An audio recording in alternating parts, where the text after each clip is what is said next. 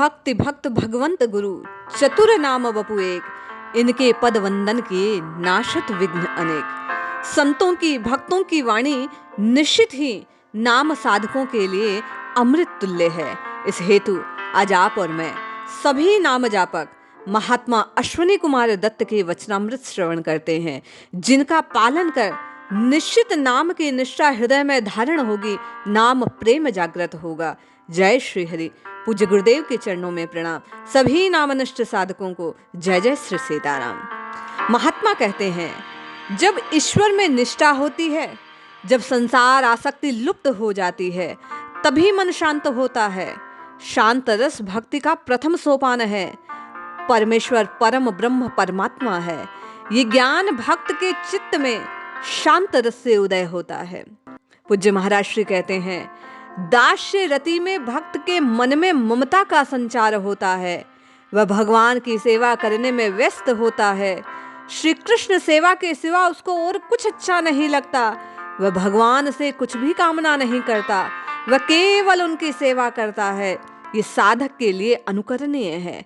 साधक को चाहिए इसका अनुगमन करे कि केवल और केवल भगवान को पाने की, उनकी सेवा की ही कामना रखे, अर्थात निष्काम भाव से भगवान का भजन हो। महात्मा कहते हैं, सख्य रस का प्रधान लक्षण है भक्त के सामने भगवान की अपेक्षा कोई और प्रियतर ना हो।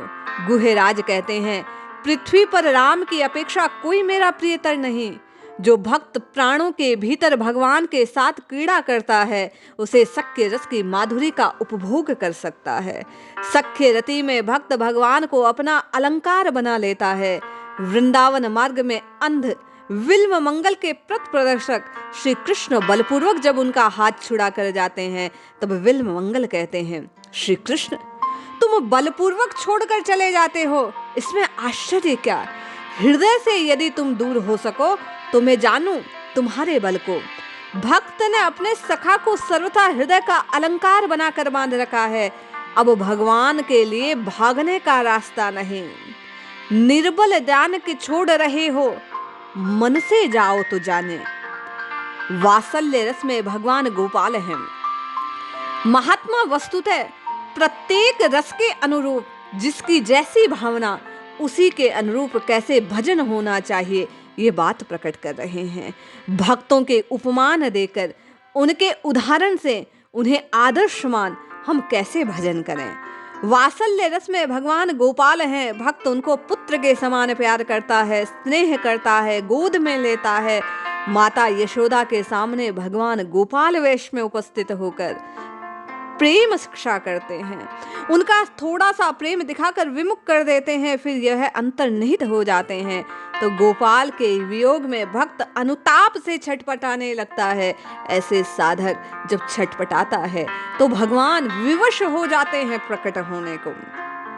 महात्मा जी कहते हैं, प्राणों में मधुर रस का संचार होने पर सती जैसे पति के सिवा दूसरे को नहीं जानती, भक्त उसी प्रकार भगवान के सिवा किसी और को नहीं जानता।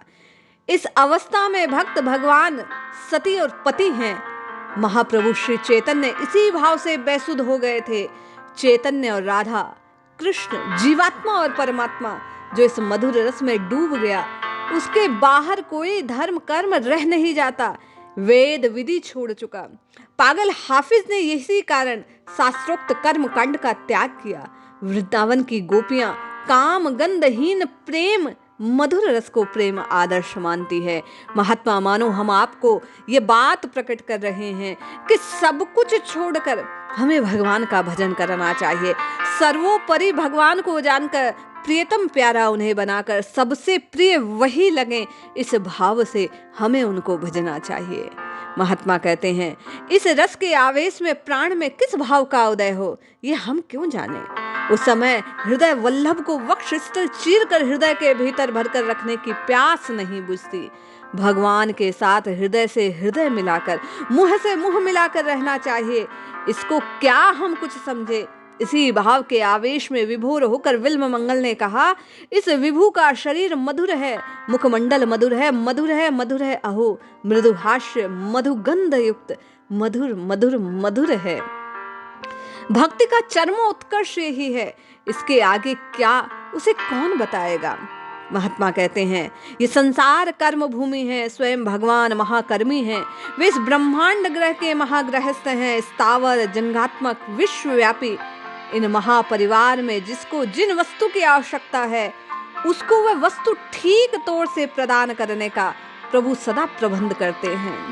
कहने का भाव, परिस्थिति से घबराने की आवश्यकता नहीं। आज जो है कल नहीं रहेगा।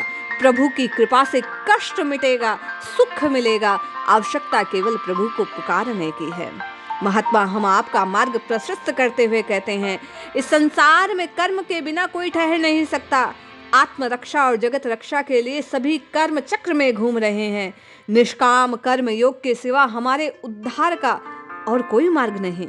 जातीय उत्थान पतन कभी कर्म निरपेक्ष नहीं हो सकता। भारतवर्ष जब से निष्काम कर्म के उच्च आदर्श को भूला, तभी से देश की अधोगति है। इसी प्रकार जब साधक भूलता है तो कर्मों के कारण उसकी अधोगति होती है। भीतर का मंगल संसाधित करना है। कर्म कुष्ठ अकाल सन्यासी, कर्मासक्त घोर विषय, किसी भी प्रकार के विष को धारण नहीं करना है। महात्मा हम सबको विषयों का त्याग कर भजन का उपदेश देते हैं। इसलिए जपिए, रटिए, पुकारिए। महात्मा के कहे अनुसार निरंतर नित्य केवल राम राम राम राम राम भजिए, निश्चित कल्याण होगा। जय श्री हरि।